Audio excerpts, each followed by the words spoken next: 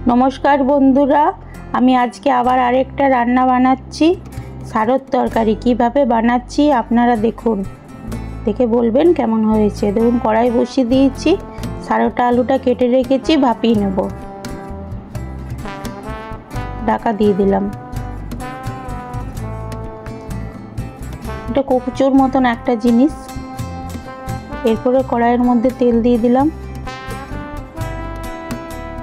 কাঁচা লঙ্কা দিয়ে দিলাম, একটু গোটা জিরে দিয়ে দিলাম। এরপরে একটু নেড়ে চেড়ে নেব।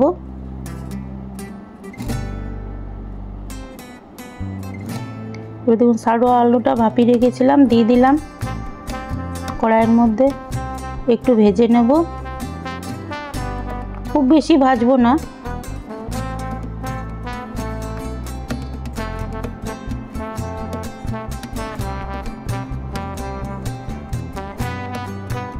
এরপরে দেখুন এটা নামিয়ে নিচ্ছি। এই তরকারিটা বর্ষাকালেই পাওয়া যায়। সারো হলো, কচু হলো, ওল, এই সবগুলো। দেখুন তেল দিয়ে দিলাম, টমেটো দিয়ে দিলাম, আদা বাটাটা দিয়ে দিলাম, হলুদ গুঁড়ো দিয়ে দিলাম, একটু গরম মশলা দিয়ে দিলাম, নুন দিয়ে দিলাম,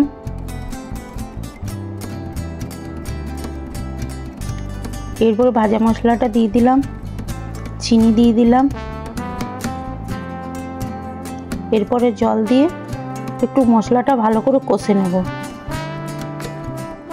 টমেটোটাও নরম হয়ে যাবে, কষানোও হয়ে যাবে।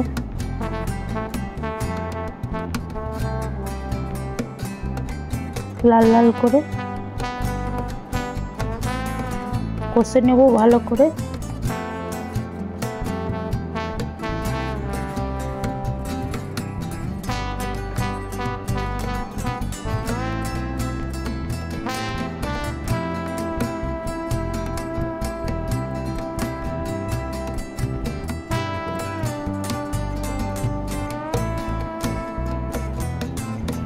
এরপরে দেখুন সারোটা আলুটা ভেজে রেখেছিলাম যেটা, ওটা কড়াইয়ের মধ্যে দিয়ে দিলাম।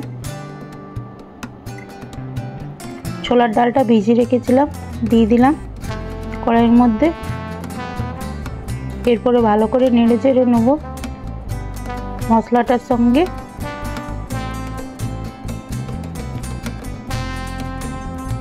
এই তরকারিটা খেতে খুবই ভালো লাগে ভাতের সঙ্গে, আপনারা বানিয়ে দেখবেন।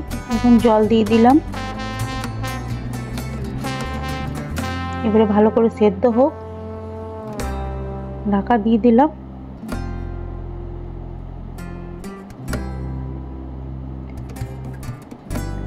দেখুন কি সুন্দর আমার সারোর তরকারিটা হয়ে গেছে। এরপরে একটু ঘি দিয়ে দিলাম।